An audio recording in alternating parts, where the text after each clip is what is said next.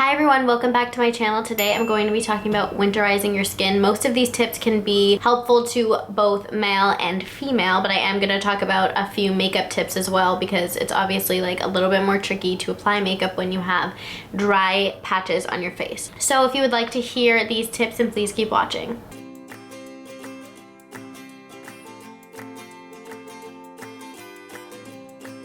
The cold weather seriously plays you. When the humidity plummets, your skin really has nowhere to draw moisture from anymore, and so it just gets super dry. So my first tip would be to stay away from hot showers. I know that there is literally nothing better than being freezing cold and getting into a hot shower and just letting the water run on your skin and you just get so warm. If you stay in the shower for longer than about 5 to 8 minutes, it starts stripping your skin from the natural oils, and those are there to protect your skin and to hold in moisture. That being said, the best time to apply moisturizer is as soon as you get out of the shower. You should pat your skin down with a towel and then apply it because it really locks in the moisture if your pores are open.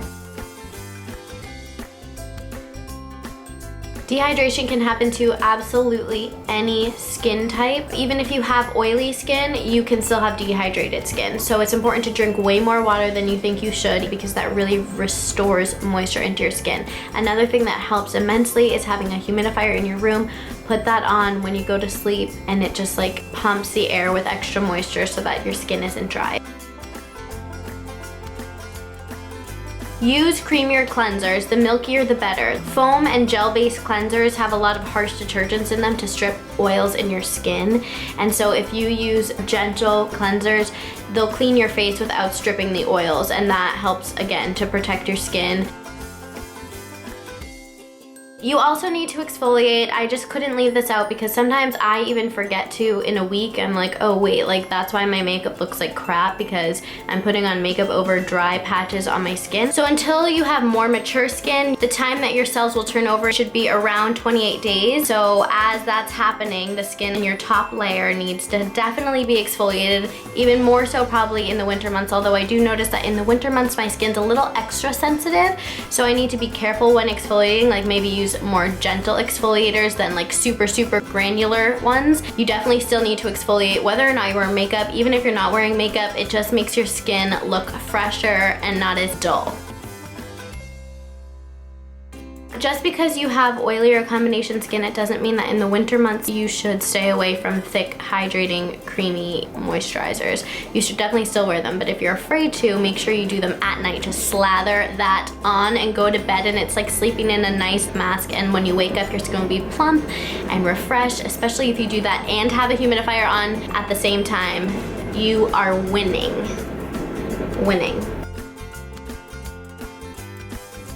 This statistic makes me want to cry. 90% of the damage that the sun does to our skin happens by age 18. Just because we're not in the summer and the sun is not out as much as you think that it is, like it's not shining down on you and you're like going outside for a tan, still put on SPF because that still helps. You still can prevent future damage from happening, and you should still put on SPF in the winter because the sun shines even through the clouds. Even when it's cold out, it's still shining and it's still hitting your skin. I mean, if you want to be all aged and wrinkly when you're older, like go ahead, don't wear SPF. Also, obviously skin cancer is a whole other aspect to that, but I want to stay as youthful as possible for as long as possible, so I slather on my SPF even when it's 0 degrees and I think that the sun's not hitting me. It's there. So moving more into makeup tips for colder weather. If you generally use a powder foundation, I would suggest in the winter, if you're noticing that your makeup looks cakey or you have dry patches, I would suggest maybe trying to use a liquid foundation. If you do use liquid foundation and you usually set it with a powder, I would say maybe try not setting it with a powder because powder sometimes sticks to dry patches on your face, and it can also increase the look of fine lines because it just settles in, especially when your skin is dry and isn't as hydrated as it is in the warmer months. If you're looking for some coverage and you want to use a foundation and your skin is still really dry and dehydrated with dry patches all over it, a tip that I love to use is literally making your own. It's a DIY tinted moisturizer. Wanna know how? You take your foundation and you put in your moisturizer. Add it in, mix it up. It shears out your foundation if you're looking for something a little bit less full coverage.